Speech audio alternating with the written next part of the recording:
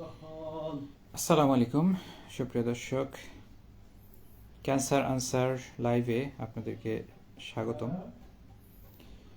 প্রতি সপ্তাহে আমি ক্যান্সার সম্পর্কিত গুরুত্বপূর্ণ প্রশ্ন নিয়ে আপনাদের সামনে হাজির হই এবং চেষ্টা করি তার যথাযথভাবে ব্যাখ্যা প্রদান করতে এবং যথাযথ উত্তর দেওয়ার জন্য। আজকেও তার ব্যতিক্রম নয়। আজকে খুবই জনগুরুত্বপূর্ণ কিছু প্রশ্ন নিয়ে আপনাদের সামনে হাজির হয়েছি। আজকের টপিকস দেওয়া হয়েছে মানুষ বাঁচে আশায়, ভালোবাসায়। আমরা শুধু আমাদের টপিক্সের মধ্যেই সীমাবদ্ধ থাকব না, আপনাদের প্রশ্নের যথাযথ উত্তর দেওয়ারও চেষ্টা করব ইনশাআল্লাহ। মানুষ একটি সামাজিক জীব এবং মানুষ এমন একটি জীব যার মধ্যে মনুষ্যত্ব রয়েছে, এবং মানুষ এমন একটি জীব যার মধ্যে বিবেক রয়েছে, এবং এই মানুষগুলো আসলে শুধু পশুদের মতো তাদের বাঁচা নয়, তাদের জীবনের একটা উদ্দেশ্য রয়েছে। তো একজন মানুষের জীবন পৃথিবীতে একটি ছাপ রেখে যায়, তার পরিবারে, তার সমাজে, তার রাষ্ট্রে একটি ছাপ রেখে যায়। এই ছাপের মধ্যে থাকে ভালোবাসা, এই ছাপের মধ্যেই সে বেঁচে থাকে চিরকাল। মানুষের বাঁচাটাকে আমরা আসলে তার নির্দিষ্ট সময়ের ফ্রেমে আমরা বাঁধতে পারি না। দেখুন, অনেক মানুষ পৃথিবীতে খুব অল্প বয়সে পৃথিবী ছেড়ে চলে গেছে, বাট তাদেরকে আমরা আজও মনে রাখি। আবার অনেকে দীর্ঘকাল বেঁচে গেছেন, শতবর্ষের বেশি যারা বেঁচে গেছেন, তারপরও তাদেরকে আমরা অতটা মনে রাখি না। কেন রাখি না? মানুষ তার কর্মের মধ্যে বাঁচে, মানুষ ভালোবাসার মধ্যে বাঁচে। এ কথাগুলো আমি কেন বলতেছি? ক্যান্সার আক্রান্ত ব্যক্তিরা তাদের প্রায়ই এই জিনিসটি নাড়া দেয় যে আমি কতদিন বাঁচব। দেখুন, প্রতিটা রোগেই আসলে মানুষ মৃত্যুবরণ করতে পারে, রোগ ছাড়াও মানুষ মৃত্যুবরণ করতে পারে। কিন্তু ক্যান্সারে আক্রান্ত হলেই কেবল আমাদের এই জিনিসটি শুনতে হয় যে আমি কতদিন বাঁচব। তো এটি আসলে খুবই অবান্তর একটি ব্যাপার আমার কাছে মনে হয়। আসলে আমি কতদিন বাঁচব সেটি আমার স্রষ্টা, আমার সৃষ্টিকর্তা যিনি রয়েছেন, তিনিই এটি নির্ধারণ করে রেখেছেন। এটার উপরে আমার আপনার কারোরই কোনো হাত নেই। তবে হ্যাঁ, আমার আপনার হাত কোথায় রয়েছে? আমরা একটা মানুষকে তার আশা, তার স্বপ্নটাকে আমরা জাগিয়ে তুলতে পারি। একইভাবে আমরা কোনো মানুষের স্বপ্নটাকে আবার নিঃশেষ করেও দিতে পারি। তার আশাটাকে ভালোবাসার মাধ্যমে বা না দিয়ে আমরা তাকে নিঃশেষও করে দিতে পারি।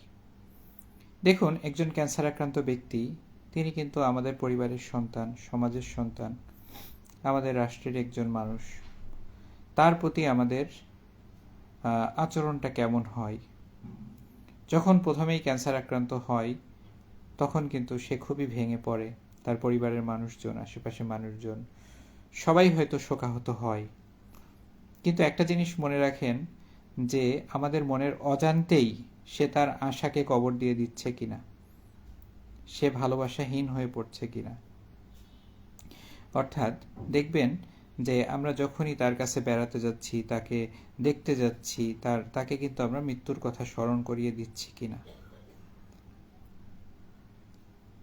চিন্তা করেন, নিজেকে একটু চিন্তা করেন যে আপনার ফাঁসির রায় হয়ে গেছে, আপনার হয়তো দণ্ড কার্যকর করার জন্য হয়তো আপনি 1 মাস সময় পাচ্ছেন। যদি এরকম পরিস্থিতিতে আপনি যদি পড়েন, তাহলে আপনি কি কোনো আশা, স্বপ্ন দেখতে পারবেন? আপনার মৃত্যুদণ্ডের রায় হয়ে গেছে, কার্যকর করা সময়ের অপেক্ষা মাত্র। আমার মনে হয় একজন ক্যান্সার আক্রান্ত ব্যক্তি, তারা একজন দণ্ডপ্রাপ্ত ফাঁসির আসামি। এই দণ্ডপ্রাপ্ত ফাঁসির আসামিরা মৃত্যুর জন্য অপেক্ষা করে, তারা সময় গণে, তাদের জীবনে আর ভালো লাগা, ভালোবাসা, আশার কিছু থাকে না। তো আমরা কি পারি না এই ব্যাপারটি থেকে মুক্তি দিতে মানুষকে? আমরা জানি, ক্যান্সার বিশেষজ্ঞ হিসেবে আমি জানি স্ট্যাটিস্টিক্স আপনি যদি নিজেও স্টাডি করেন, আপনি নিজেও দেখবেন যে অসংখ্য ক্যান্সার মানুষ কিন্তু ক্যান্সার মুক্ত হয়েছে, ক্যান্সার নিয়ে ভালো আছে। একজন মানুষ যদি ক্যান্সার নিয়ে 5 বছর 10 বছর ভালো থাকে বা আজীবন যদি ভালো থাকে, তাও কিন্তু সে কিন্তু ভালো থাকতে পারে। বাট মনে করেন যে তার ভিতর যদি মৃত্যু ভয়টা সবসময় কাজ করে, তার এই বাঁচাটা কিন্তু বাঁচা না। কেউ যদি 15 বছর 10 বছর ক্যান্সার নিয়ে ভালো থাকার পরও প্রশ্ন করে যে আমার কি ক্যান্সার ভালো হবে না, তার মানে বোঝা যাচ্ছে যে ক্যান্সার মুক্ত হওয়ার পরও তার মনের মধ্যে যে মৃত্যু ভয়টা ঢুকেছে, সেই মৃত্যু ভয় আজও তাকে তাড়া করে ফিরছে। তাহলে এই মৃত্যু ভয়টাকে আমরা কিভাবে দূর করতে পারি? আমরা তো জানি যে মানে আমাদের সবারই মৃত্যু অনিবার্য, এটা সবারই অনিবার্য। আমরা সুস্থ থাকি, অসুস্থ থাকি, রোগগ্রস্ত থাকি, যে কোনো রোগেই আমাদের মৃত্যু হতে পারে। অতএব এই জিনিসটা আমাদের মনে রাখতে হবে যে মৃত্যু যেদিনই হোক, মানুষের জন্য আশা এবং ভালোবাসার মৃত্যু যাতে কখনো না হয়, এবং তার মাধ্যমেই একটা মানুষ, একজন ক্যান্সার যোদ্ধা, যে কোনো পেশা শ্রেণী, যে কোনো রোগের একজন মানুষ, সে কিন্তু বেঁচে থাকতে পারে। ক্যান্সার 8-10টা রোগের মতো একটি রোগ। বাংলাদেশ সরকার উপজেলা লেভেলে যেই সেবাগুলো চালু করেছে, ডায়াবেটিস, হাইপারটেনশন, তারপরে ক্রনিক কিডনি ডিজিজ ইত্যাদি, ডিসলিপিডেমিয়া, এইগুলোর পাশাপাশি বর্তমানে অন্যতম একটি অসংক্রামক রোগ হচ্ছে ক্যান্সার। অর্থাৎ ক্যান্সারও এখন ডায়াবেটিস, হাইপারটেনশন, তারপরে হার্টের সমস্যা, কিডনির সমস্যা, এইগুলোর সাথে তুলনাযোগ্য একটি রোগ। অতএব এই রোগ নিয়ে আপনি যদি মৃত্যু চিন্তা করেন, তাহলে আপনি ব্যাকডেটেড, আপনি আজ থেকে 15-20 বছর আগের ধ্যান ধারণা নিয়ে বেঁচে আছেন। আমার একজন শিক্ষিকা, আমি জানতাম না যে তার ক্যান্সার হয়েছিল কোনো এক সময়। তিনি জরায়ুমুখ ক্যান্সারে আক্রান্ত হয়েছিলেন 2003 সালে। 3 সাল থেকে তিনি ভালো আছেন।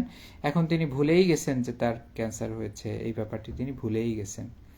অর্থাৎ তিনি কিন্তু সম্পূর্ণ ক্যান্সার মুক্ত হয়ে একদম স্বাভাবিক লাইফ লিড করতেছেন। ক্যান্সার তার জীবনে কোনো জড়তা বা কোনো বাধা প্রতিবন্ধকতা সৃষ্টি করতে পারেনি। তিনি কিন্তু ক্যান্সার মুক্ত আছেন। 2 যুগেরও বেশি সময় ধরে তিনি কিন্তু ক্যান্সার মুক্ত আছেন। এরকম 3 যুগেরও বেশি সময় ধরে ক্যান্সার মুক্ত আছেন। সেই পেশেন্টকেও আমি ট্রিট করতেছি। এরকম পেশেন্টও কিন্তু রয়েছে। তবে হ্যাঁ, সব কিছুরই একটা স্টেজ আছে বা একটি সময় আছে, এবং যথাযথভাবে চিকিৎসার ব্যাপারও রয়েছে। এই জন্য আমাদের সচেতনতা অবশ্যই বৃদ্ধি করতে হবে। আজকে কয়েকটা প্রশ্নের আমি উত্তর দিব। একজন প্রশ্ন করেছেন, আমেনা জাকির, তিনি প্রশ্ন করেছেন যে করছল পাতা, করছল ফল, এগুলো নিয়ে আমাদের ভিতরে অনেক কথাবার্তা হয়, গ্রামে বা পেরিফেরিতে অনেকে অনেক রকম কথা বলে, বাট এগুলো নিয়ে আমরা উত্তর দেই না কেন? দেখুন যে ক্যান্সার করছল পাতায় ভালো হয় কিনা। করছল পাতার মধ্যে বা করছল ফলের মধ্যে কিছু অ্যান্টিঅক্সিডেন্ট রয়েছে। অ্যান্টিঅক্সিডেন্ট গবেষণায় দেখা গেছে যে অ্যান্টিঅক্সিডেন্ট আছে। তো অ্যান্টিঅক্সিডেন্ট জিনিসটা কি? অ্যান্টিঅক্সিডেন্ট হচ্ছে কিছু উপাদান যেটা আমাদের শরীরের এজিং প্রসেসটাকে কমিয়ে দেয়, আমাদের শরীরকে রিপেয়ার করে, এবং আমাদের রোগ প্রতিরোধ ক্ষমতা বৃদ্ধি করে। তো এইটা ক্যান্সার চিকিৎসায় সহায়ক হতে পারে। যেমন এর ভিতর ভিটামিন বি আছে, ভিটামিন সি আছে। তো এইগুলো আপনার ক্যান্সার বা যে কোনো রোগ প্রতিরোধে আপনাকে সহায়তা করতে পারে। বাট এর ভিতরে কোনো সাইটোটক্সিক, ক্যান্সার চিকিৎসা হচ্ছে সেলকে ধ্বংস করে দেওয়া, এই ধ্বংস করে দেওয়ার কোনো উপাদান এর ভিতরে আছে এরকম কোনো প্রমাণ পাওয়া যায়নি। শুধুমাত্র এর ভিতরে কিছু ভিটামিন জাতীয়, অ্যান্টিঅক্সিডেন্ট জাতীয় কিছু উপাদান রয়েছে, যেটা আপনার যে কোনো রোগের জন্যই মানুষের উপকারী বলে বিবেচিত হয়। কিন্তু এর ভিতরে সাইটোটক্সিক, ক্যান্সার কোষকে ধ্বংস করার মতো কোনো উপাদান পাওয়া যায়নি। অতএব এই করছল পাতা নিয়ে আমাদের এত মাতামাতি, বা ক্যান্সার আক্রান্ত ব্যক্তিরা শুধু এটার উপর ডিপেন্ড করলে আপনারা অবশ্যই ভুল করবেন, এবং এটার উপরে আপনারা কখনোই ডিপেন্ড করবেন না। আপনার চিকিৎসকের পরামর্শ মতো চিকিৎসা নেবেন, এটাই আমি পরামর্শ দিচ্ছি। তানিয়া ভুইয়া, তিনি প্রশ্ন করেছেন, স্তন ক্যান্সারের রিকারেন্স রোধ করা যায় কিভাবে? ফলো আপ করলেও কেন মেটাস্টাসিস হয়? হ্যাঁ, খুবই সুন্দর একটি প্রশ্ন। আসলে ক্যান্সারের রিকারেন্স আসলে কেন হয়? আপনি চিন্তা করেন যে আম, আপনি একটি আপনি একটি গাছ লাগিয়েছেন, হ্যাঁ? আপনি মনে করেন যে একটা গাছটা দিনে দিনে দিনে দিনে বড় হচ্ছে, শিকড়টা গভীরে যাচ্ছে। হুম? এরপরে যখন গাছটা অনেক বড় হয়েছে, বৃক্ষ হয়েছে, তখন আপনি সিদ্ধান্ত নিলেন যে না, এই গাছটি আগাছা, এই গাছটি ক্ষতিকর, এই গাছটা রাখা যাবে না, গাছটা আমি কেটে ফেলবো। তো তখন আপনি কাটতে চান, আপনি কি গাছটা উৎপাদিত করতে পারবেন কি? উত্তর হচ্ছে যে সমূলে উৎপাদন করা প্রায় অসম্ভব। অর্থাৎ আপনি কিন্তু রুটগুলো বা শেকড়গুলো পুরোপুরিভাবে কাটতে পারবেন না। তো কি হবে, পরবর্তীতে ওই শেকড় থেকে আবারও ফিরে আসার, ওই গাছটা তৈরি হওয়ার একটা সম্ভাবনা থেকেই যায়। অনুরূপভাবে ক্যান্সার কোষ যখন আমাদের শরীরের মধ্যে বৃদ্ধিপ্রাপ্ত হতে থাকে, যখন খুব অল্প অবস্থায় থাকে, যখন এটি বড় না হয়, তখন কিন্তু এটাকে রুট আউট করে ফেলা সহজেই কিন্তু এটাকে চিকিৎসা করা সহজ। কিন্তু যদি আমরা যদি সেটা না করি, বডির মধ্যে যদি ছড়িয়ে যায়, তখন কিন্তু এটা রিকারেন্স হওয়ার চান্স বেশি। অনুরূপভাবে অনুরূপভাবে এর কিছু প্রবণতা রয়েছে। এই কোষটার ধরন অন্য কোষের থেকে আলাদা। এটা অনেকটা প্লুরিপটেন্ট, অর্থাৎ মানে ক্যান্সার কোষ খুবই দ্রুত বৃদ্ধিপ্রাপ্ত হয় এবং ক্যান্সার কোষ মানে সহজে ডিস্ট্রাকশন করা মুশকিল। এছাড়াও ক্যান্সার কোষের কিছু কিছু ধরন রয়েছে, যেমন আমরা যাকে বলি গ্রেড। মনে করেন 100টা কোষ রয়েছে একটা টিউমারের মধ্যে, তার 25টা কোষ যদি ক্যান্সার কোষ থাকে, এটা গ্রেড 1। যদি 50টা কোষ যদি ক্যান্সার কোষ থাকে, তাহলে গ্রেড 2। যদি 75টাই যদি ক্যান্সার কোষ থাকে 100টা কোষের মধ্যে, তাহলে কিন্তু এটা গ্রেড 3। অর্থাৎ গ্রেড 3 টিউমার আপনি কখন বলছেন? যখন এটার ভিতরে ক্যান্সার কোষের মানে ডিভিশনটা বেশি, ক্যান্সার কোষের সংখ্যা বেশি, অ্যাগ্রেসিভনেসটা বেশি টিউমারের। তো একটা অ্যাগ্রেসিভ টিউমার আপনি উপড়ে ফেলেও তার একটি সম্ভাবনা থাকে যেটি ফিরে আসার, এবং ইটসেলফ ক্যান্সার কোষের একটি সম্ভাবনাই হচ্ছে, একটি বৈশিষ্ট্যই হচ্ছে যে এটি বারবার ফিরে আসতে চায়। ক্যান্সার কোষের একটি বৈশিষ্ট্যই হচ্ছে বারবার ফিরে আসতে চায়। অর্থাৎ এটার ইনবর্ন বৈশিষ্ট্য বা টেন্ডেন্সি, এই জিনিসটাকে রোধ করা যায়।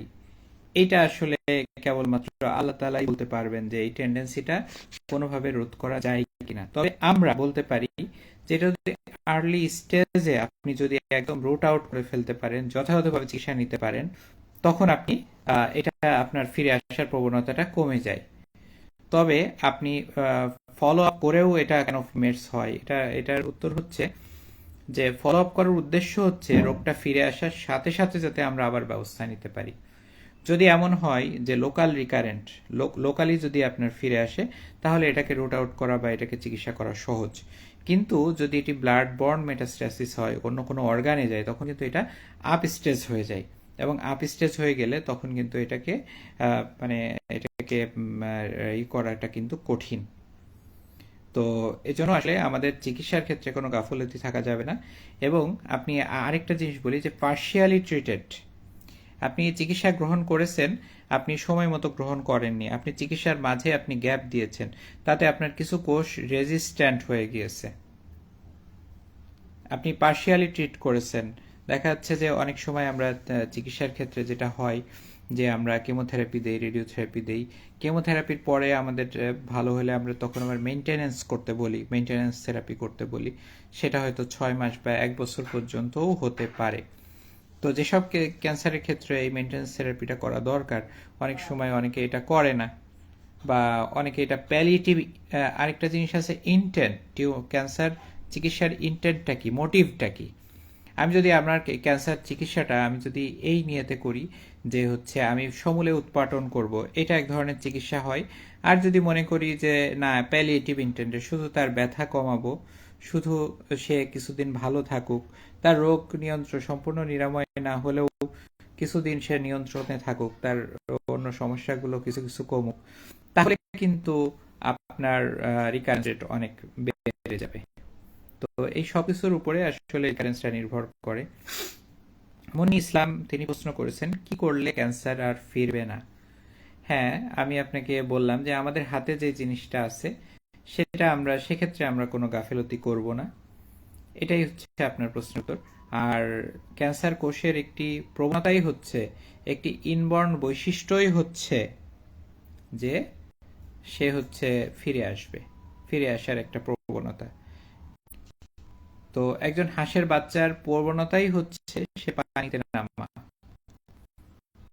আর মুরগির বাচ্চা সে কিন্তু কখনো পানিতে নামবে না। তো এটা হচ্ছে তার একটা জেনেটিক মিউটেশনের জন্য থাকে, এবং এই জন্য আমাদের দেখতে হবে যে ফিরে আসলেও যাতে আমরা দ্রুত চিকিৎসা গ্রহণ করতে পারি। তবে হ্যাঁ, সবার ক্ষেত্রে যে ফিরে আসবে ব্যাপারটা তাও নয়। আপনি যথাভাবে চিকিৎসা গ্রহণ করলে এটা ফিরে না আসবে। এবং ক্যান্সার ব্যক্তি তিনি কিন্তু ভালো হয়েছেন ক্যান্সারে, কিন্তু অন্য অন্য কোনো রোগে হয়তো তিনি মারা গেছেন, কিন্তু সেটা কিন্তু আমরা দাস করি না, বা সেটা কিন্তু আমরা আমরা জানি না। আমরা হয়তো চিন্তা করি যে ক্যান্সারের কারণেই তিনি খারাপ হচ্ছেন, অথচ এর জন্য অন্য কেউ দায়ী, অন্য কোনো রোগ দায়ী। মৌসুমী রায়হান তিনি বলছেন, সুন্দর কথা বলছেন স্যার, ধন্যবাদ আপনাকে। মোহাম্মদ ইয়াসিন স্যার, আসসালামু আলাইকুম, লাইভ প্রোগ্রামগুলো খুব ভালো লাগে, আপনাকেও ধন্যবাদ Mohammad Yasin. Golam Azam sir, high grade গ্লায়োমা grade 4 থেকে কামব্যাক করার সম্ভাবনা কতটুকু যদি সঠিক চিকিৎসা পাই? হ্যাঁ, এটি আসলে আমি বলেছিলাম যে ক্যান্সারের ইনবর্ন নেচারই হচ্ছে ফিরে আসার প্রবণতা। আর সেটা যদি হাই গ্রেড গ্লায়োমা হয়, ব্রেন টিউমারগুলো ফিরে আসার প্রবণতাটা আরো আরো বেশি। তো এক্ষেত্রে আসলে আসলে আহ, উম, আমি বলবো যে প্রথম 2 বছরে এর ফিরে আসার প্রবণতাটা বেশি থাকে, এবং এই 2 বছর পরে এর প্রবণতাটা আস্তে আস্তে আস্তে আস্তে কমতে। Maximum maximum safe resection, MSR, maximum safe resection মানে আপনার ব্রেইনের মধ্যে অনেকগুলো সেন্টার রয়েছে। আমরা কিন্তু অপারেশন করতে গেলেই কিন্তু ডাক্তার তার হচ্ছে সম্পূর্ণ মানে টিউমারটা কেটে ফেলতে পারে না, তাকে কিন্তু কিছু টিউমার রেখে আসতে হয়। কারণ তা না হলে কোনো একটা সেন্টার যদি কেটে ফেলা হয় তাহলে কিন্তু তার জীবনই থাকবে না। তো এই জন্য তাকে অপারেশন করার পরও, রেডিওথেরাপি দেওয়ার পরও এখানে রিকারেন্স রেটটা অন্য ক্যান্সারের তুলনায় একটু বেশি হয়। সাদ্দাম হোসেন তিনি প্রশ্ন করেছেন, স্যার আপনার কাছে চিকিৎসা নেই, প্রত্যেকে আপনাকে ভালোবাসে ফেলে আপনার আচরণে। ধন্যবাদ। আসলে আমার রোগীরা আমাকে ভালোবাসে, এই কথাটা সত্য। আমিও আমাদের রোগীকে প্রচন্ড রকম ভালোবাসি। আমি আমার রোগী যদি কেউ কোনো মন খারাপ করে, আমি হয়তো ঝাড়ি দেই, পরে আমার নিজেরই খারাপ লাগে যে না, আমি ঝাড়ি কেন দিলাম, বা আমি চেষ্টা করি যে আমার রোগীরা যাতে মন খারাপ করে না থাকে, এবং আমরাও অনেক ভালোবাসে আমাকে, সেটা আমি প্রতিনিয়ত তার প্রমাণ আমি পাই। এনামুল হাসান, স্যার ওয়ালাইকুম আসসালাম ভাইয়া। হ্যাঁ, স্বপ্না আক্তার প্রশ্ন করেছেন যে, আসসালামু আলাইকুম স্যার, আমার বাবার ক্যান্সার ধরা পড়েছিল, সার্জারিও করেছিলাম, তারপর আলহামদুলিল্লাহ অনেক সুস্থ হয়েছিল, ডাক্তার দেখিয়েছিলাম, তখন কেমো কথা বলেছিলেন, তবে পরিবারের কাছ থেকে সাড়া পাইনি কেমো দিতে। আর সব থেকে বড় ভুল করি করসল পাতা খাইয়ে। আজ 1 বছর হলো আব্বা অসুস্থ হয়ে পড়ে আছে, এবং ক্যান্সার এখন স্টেজ 4-এ চলে গেছে। কেমো দিলে কতটুকু সুস্থ হবে না অসুস্থ হয়ে যাবে, আতঙ্ক থেকে সবসময়। আচ্ছা, ধন্যবাদ স্বপ্ন আপা। আপনাকে আমি যতটুকু পারি আমি চেষ্টা করব আপনাকে হেল্প করার জন্য। আপনি আপনার ডকুমেন্টসগুলো আমাকে হোয়াটসঅ্যাপে দিয়ে রাখবেন। আমার হোয়াটসঅ্যাপ নাম্বার দেওয়া আছে, কমেন্টে আমি দিয়ে রাখছি। আপনি হোয়াটসঅ্যাপ নাম্বারে পাঠান। আমি প্রয়োজনে আপনার বাবার চিকিৎসার ব্যাপারে আমি খোঁজ খবর নিব, এবং প্রয়োজনে আমি তার সাথে কথাও বলবো। আমি চেষ্টা করব আপনাকে সাহায্য করার জন্য। ঠিক আছে। হ্যাঁ, মিসেস সালমা আক্তার, আসসালামু আলাইকুম। স্যার। ওয়ালাইকুম আসসালাম। কাউসার আহমেদ সুন্দর বলেছেন স্যার, ধন্যবাদ কাউসার আহমেদ। প্রিয় দর্শক, আমরা আসলে যেই যেই আমরা টপিকসে ছিলাম, মানুষ বাঁচে আশায় ভালোবাসায়। আমরা যাতে আমাদের আশা না ছাড়ি, আমরা যাতে ক্যান্সার রোগীকে ভালোবাসা থেকে বিরত না থাকি, এটাই একজন ক্যান্সার রোগীকে, ক্যান্সার যোদ্ধাকে বাঁচিয়ে রাখবে, এটাই তাকে একটি কোয়ালিটিফুল লাইফ দিবে, এটাই তাকে বাঁচার জন্য সাহস, শক্তি, আত্মবিশ্বাস দিবে। আল্লাহ তালা কোরআনেই কিন্তু বলেছেন যে লা তাহজান, কখনো হতাশ হওয়া যাবে না। স্টেজ 4 ক্যান্সার হোক, স্টেজ 3 হোক, যেটাই হোক, আপনার অবশ্যই চিকিৎসার ব্যাপারে আস্থা রাখতে হবে এবং আল্লাহর উপর ভরসা রাখতে হবে। আমি যদি শুধু একটা উদাহরণ দেই, যে আমার একজন ক্যান্সার রোগী, তিনি স্টেজ 4 ক্যান্সারে আক্রান্ত হন। তার এমন কোনো রোগ নাই যেটা নাই, তার ইসকেমিক হার্ট ডিজিজ রয়েছে, তার সিকেডি রয়েছে, তার ডায়াবেটিস রয়েছে, হাইপারটেনশন রয়েছে, তার লিভার মেটস, বোন মেটস, লাং মেটস, সব জায়গায় তার ব্রেস্ট ক্যান্সার স্টেজ 4 হয়ে তিনি কিন্তু 10 বছর ধরে তিনি কিন্তু বেঁচে আছেন, ভালো আছেন, এখনও তিনি চিকিৎসা নিচ্ছেন। তো তিনি আল্লাহর রহমতে ভালো আছেন। স্টেজ 4 ক্যান্সার নিয়েও তিনি কিন্তু 12 বছর ধরে ভালো আছেন।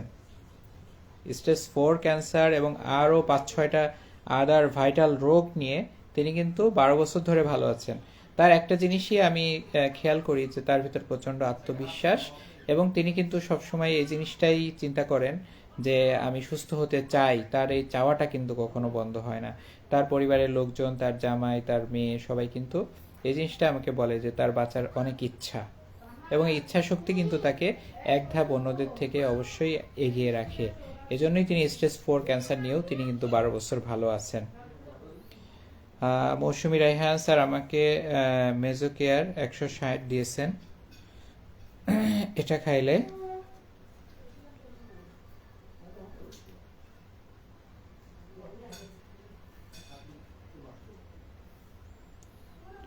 হ্যাঁ, এটা খেলে কতটুকু কাজ করে? হ্যাঁ হ্যাঁ, মেজোকেয়ার এটা আসলে আমরা একটা ইয়েতেও দেই, এটা সম্ভবত মেজেস্ট্রল অ্যাসিটেট, এটা আপনার হচ্ছে আমরা ইয়েতে দেই, আমরা রুচিবর্ধক হিসেবেও দেই। আবার এটা কিন্তু একটি ব্রেস্ট ক্যান্সারের ক্ষেত্রেও এটা কিন্তু কাজ করে। তা আপনার ডকুমেন্টসগুলো আমাকে হোয়াটসঅ্যাপে সেন্ড করিয়ে আপা, আমি আপনাকে উত্তর দেওয়ার চেষ্টা করব আর কি। গোলাম আজম স্যার, টমোথেরাপির জন্য কি আইএসসি করা কতটা গুরুত্বপূর্ণ? হ্যাঁ, টমোথেরাপির জন্য আইএসসি করাটা গুরুত্বপূর্ণ ব্যাপারটা তা না। আইএসসি আসলে ইমিউনোহিস্টোকেমিস্ট্রি আমরা মলিকুলার ডায়াগনোসিসের ক্ষেত্রে করে থাকি, এবং ডায়াগনস্টিক কনফার্মেশনের জন্য করে থাকি যখন বায়োপসি পরীক্ষা কনক্লুসিভ কোনো রিপোর্ট দিতে না পারে। তো প্রিয় দর্শক, আজকে যারা আপনারা আমার সাথে ক্যান্সার আনসার লাইভে যুক্ত হয়েছেন, আপনাদেরকে অনেক ধন্যবাদ। আমরা আসলে অনেক ইন্টারেক্টিভ ভালো একটি সময় কাটালাম। আমার খুব ভালো লাগছে যে আপনারা অনেকগুলো প্রশ্ন করেছেন, আমি আপনাদের প্রশ্ন অনুযায়ী কথা বলার সুযোগ পেয়েছি। তো আপনারা আরও বেশি বেশি প্রশ্ন করবেন, বেশি বেশি থাকবেন, নিজ নিজ প্রোফাইলে আজকে লাইভটি শেয়ার দিবেন, তাহলে আরও বেশি সংখ্যক মানুষ ক্যান্সার সচেতন হতে পারবে, এবং আপনার আশেপাশের মানুষকে শোনাবেন ক্যান্সার সম্পর্কে, তাদের ভুল ধারণাগুলো দূর হবে। একজন ক্যান্সার আক্রান্ত ব্যক্তির জন্য একটি সুন্দর পরিবার, একটি সুন্দর সমাজ, একটি সুন্দর রাষ্ট্র গড়ে উঠবে। সবাই ক্যান্সার রোগীর প্রতি সাপোর্টিভ হবে, কেউ তাদেরকে হতাশ করবে না, কেউ তাদেরকে সবাই ভালোবাসবে। এই একটি ব্যাপার নিয়ে আমি কাজ করি, এবং আমি চাই এটা আরও বেশি বেশি সংখ্যক মানুষের মাঝে ছড়িয়ে পড়ুক। সবাই ভালো থাকবেন। পরবর্তী ক্যান্সার আনসার লাইভ দেখার আমন্ত্রণ জানিয়ে